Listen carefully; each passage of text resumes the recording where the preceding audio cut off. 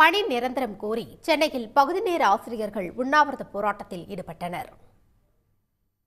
தமிழ்நாட்டில் கடந்த 2012ஆம் ஆண்டு அதிமுக ஆட்சியில் அரசு பள்ளிகளில் உடற்கல்வி, ஓவியம், தையல், இசை, தோட்டக்கலை உள்ளிட்டவற்றை கற்பிக்க 16,000 பேர் பகுதி நேர ஆசிரியர்கள் 5,000 ரூபாய் தொகுப்பூதியத்தில் நியமனம் செய்யப்பட்டனர்.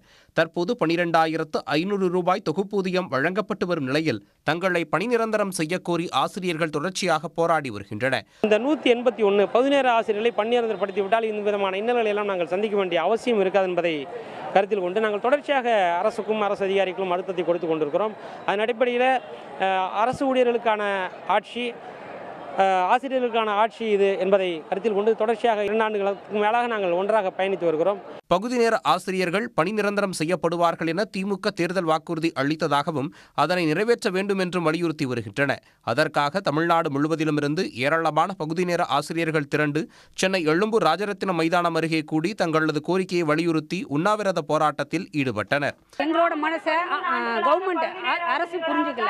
நாங்கள் இத்தனை வருஷம் நாங்கள் எவ்வளோ வயசாகி எவ்வளோ கஷ்டப்பட்டு என்ன மாதிரியெல்லாம் இருந்துட்டு வரோன்றதை கவர்மெண்ட் 181வது விதியில் கண்டிப்பாக நாங்கள் வந்தோன்னு செய்கிறோம்னு சொன்னதுக்காக இன்னைக்கு இந்த அரசுக்கு நாங்கள் மதிப்பு கொடுத்து ஒவ்வொரு இதுலையும் நாங்கள் செஞ்சுட்டு இருக்கோம். பணி நிரந்தரம் படுத்துங்கள், தயவு செய்து எங்களை பணி நிரந்தரம் படுத்துங்கள்.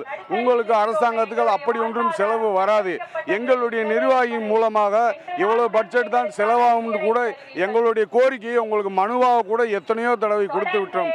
அதனால் தயவு செய்து வருங்காலங்களில் மன்றாடி கேட்கிறோம், தயவு செய்து எங்களை பணி நிரந்தரம் படுத்துங்கள்.